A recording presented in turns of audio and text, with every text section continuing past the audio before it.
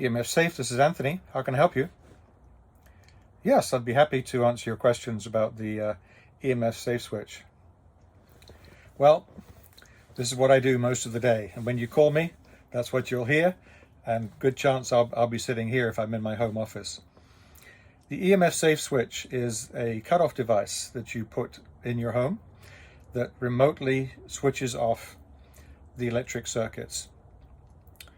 Most people are interested in getting a device like this because they have figured out through studies and research, many because maybe like you're having symptoms, and you've come to the realization over a course of time that, at least in part, unfortunately, many of those symptoms are EMF related. What a lot of people don't realize is that maybe 70 to 80% of the EMF that they're exposed to on a daily basis actually comes from inside their home, specifically from the wires in the walls of their home. And 20-30% maybe comes from the outside. Although these days, if you are at home most of the time, maybe you only go out once or twice a week, maybe 80 to 90% of the EMF that you're exposed to is actually coming from inside your home. And the thing about EMF inside your home is it's very, very easy to control, and there's very little you can do to control the EMF on the outside. It's estimated that an hour at night is equivalent to 10 hours during the day, or you're 10 times more sensitive at night to EMF. EMF is cumulative. It all adds up. All the different types of EMF, microwaves, radio frequencies, magnetic fields, electric fields. All of this is EMF, and it all adds up together. And it's the accumulative effect of EMF, not just all the different types of EMF, but the accumulation over a period of time.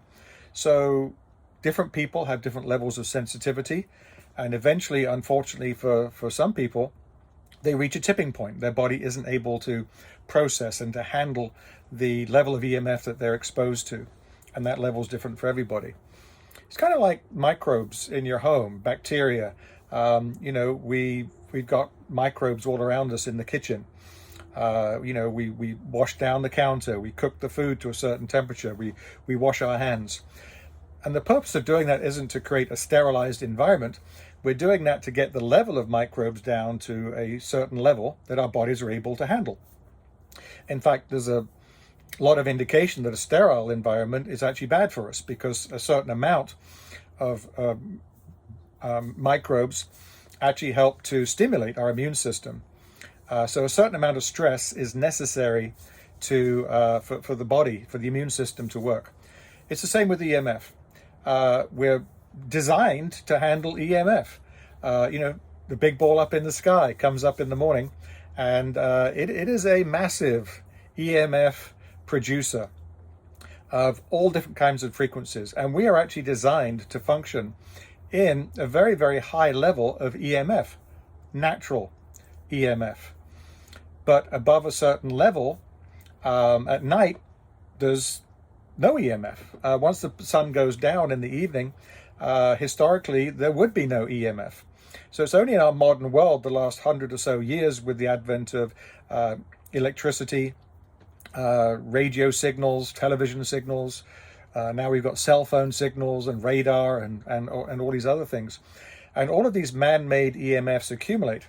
And again, we are quite capable and we're designed to handle EMF during the day. But at night, we're not. Our bodies are designed to heal and detox. They go through a different cycle, which is why when we say you're 10 times more sensitive to EMF at night, that's the reason why, because our bodies are trying to heal and detox. And it's confusing to our system, to our biome, to the DNA, to be exposed to EMF at night, because that's obviously not part of nature. So to minimize our EMF exposure, especially the man-made EMF, all the time actually is a good idea, but specifically at night, to allow our bodies to heal and detox. And the simplest and the easiest way to do that is to turn off the circuits in your home. And you can test for circuits with, you can find them with an E-pen, And if you have an electric field, I've got a light behind me that tells you that there's an electric field. And then you can measure it with a meter, and the meter will show you the level of EMF that you're being exposed to. You find the circuits at night in your bedroom at night that are bothering you, and then you target those circuits, and the EMFSafe switch with a remote control switch, you push a button just like you open your car door or you open the garage door. You can turn off those circuits and get a good night's sleep. It's like going camping. It's like being in the redwoods, which people do. They go out and find a dead zone, and they get a really good night's sleep. No reason why you can't have that good night's sleep in your home every night. And it's as simple, for many people, it's as simple as turning off those circuits. Sometimes it's one, not very often, and more often it's 2, 3, or 4, or even 8 or 12. Depends upon your house is wired. When a lot of people think, okay, I've got one circuit in my bedroom, maybe 2 if you include the lights. Well, unfortunately, most people are unaware of the hidden wires running through the floors, the walls, the ceilings. The photograph here shows you 12 circuits running through a wall. If this was the head where your bed was, once the sheetrock's up, but this was your bedroom, you couldn't just turn off one circuit to be free of EMF. You would have to turn off all of those circuits. And the equipment that we have, the body voltage meter, helps you to find those circuits. You turn them off, you create a EMF mitigated sleep sanctuary environment, and you can get a good night's sleep. And for many people, because we're 10 times more sensitive to EMF at night, 1 hour at night, as I said, is equivalent to about 10 hours during the day. So 8 hours sleep, that's equivalent to 80 hours. So add the 16 hours from the rest of the day, we end up with a 96-hour day. That's from the impact of EMF is having on our body point of view. We've got a 96-hour day, and 80 of those hours are at night. So if you turn off those circuits at night and create an EMF mitigated environment, you've removed 80 of the 96 hours as far as, again, the impact that EMF is having on your body. That's about 84%. You can reduce the amount of EMF that you are exposed to on a daily basis by 84% simply by turning off the circuits in your bedroom.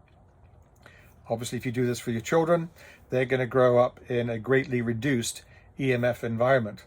And our children are exposed to probably, if not 100, realistically, probably 1,000 times more EMF than you were when you were growing up, depending upon your age, what generation you are. Now, our grandparents, they had very little EMF. My grandparents, they didn't see the advent of electricity, but they certainly saw the advent of radio and television. And so the level of EMF, man-made EMF, that we are all exposed to as a human race has increased dramatically, exponentially, over a relatively short period of time, certainly in, organic biome development adaptation point of view. Probably the best thing you can do if you are sensitive to EMF is too much EMF is at least part of your problem. Reducing the amount of EMF is got to be part of the solution. And for many people, reducing their daily EMF exposure by 80% is more than enough to bring that level of EMF down to the level that their bodies can handle, that their immune system can now can detox and fix those things that need to be fixed at night. And all of a sudden their symptoms start to go away and they can recoup and recover very quickly. For many, many people, that's all that they need to do. Now for some, I call that the elephant in the room. The EMF in our homes, the electric fields in our homes, is the elephant in the room. And the elephant in the room is taking up, like I said, about 80% of the space. So if we can remove the elephant, then the 20 or so percent that's left Maybe for you, you're sensitive enough that that's still going to be a problem, an issue.